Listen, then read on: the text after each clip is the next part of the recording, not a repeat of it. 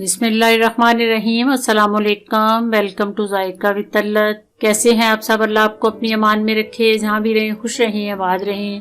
आज मैं आपको बड़े टेस्टी, बहुत मजे के और बड़ी जल्दी बन जाने वाले ब्रेड के स्नैक्स बताने लगी हूँ।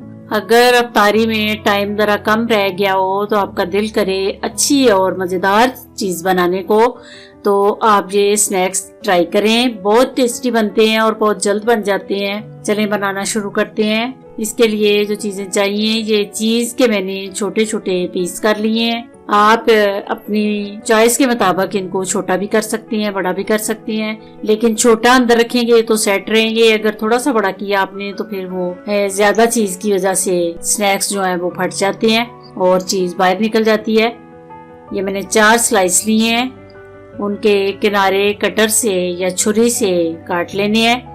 फिर इससे लंबी शेप में इनको सेंटर से स्लाइस को 2 पीस कर लेना है। बिल्कुल इसी तरह जैसे मैंने किया है, इसी तरह सारे स्लाइस तैयार कर लेने हैं। फिर प्लेट में आपने या बाउल में पानी डालना है, उसमें आराम से डिप करके तो इसका पानी जो है वो निचोड़ लेना है। बिल्कुल इसी तरह दोनों हाथों के सेंटर में रख के पानी निचोड़ लेना है। तो फिर अंदर चीज का पीस रख के तो इस तरह आराम से फोल्ड कर लेना है। ये आप गोल शेप में भी कर सकते हैं और चौरस में भी कर सकते हैं और इस तरह भी कर सकते हैं। जो भी शेप देना चाहें। वो ब्रेड जब गीली हो जाती है तो हर शेप में वो तैयार हो जाती है।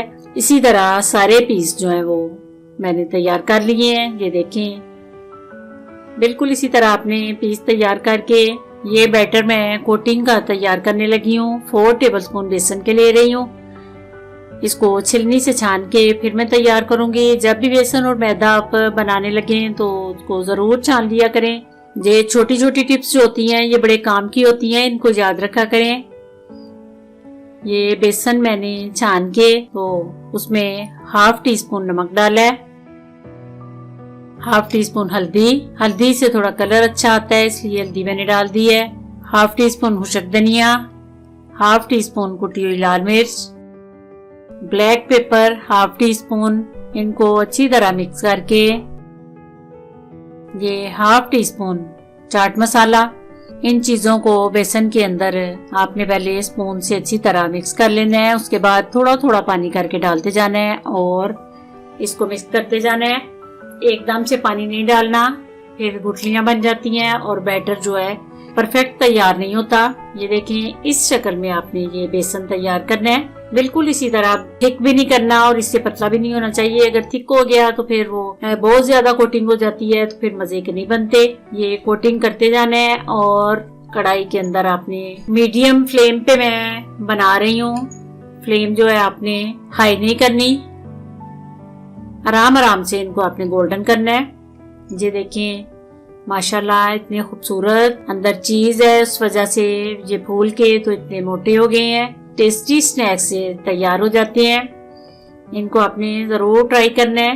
अल्हम्दुलिल्लाह तैयार हो गए हैं और मैं इनको बाहर निकाल रही हूँ। ज्यादा देर आपने इनको कढ़ाई में नहीं रखना, जल्दी निकाल लेना है क्योंकि चीज जो है वो फट जाती है।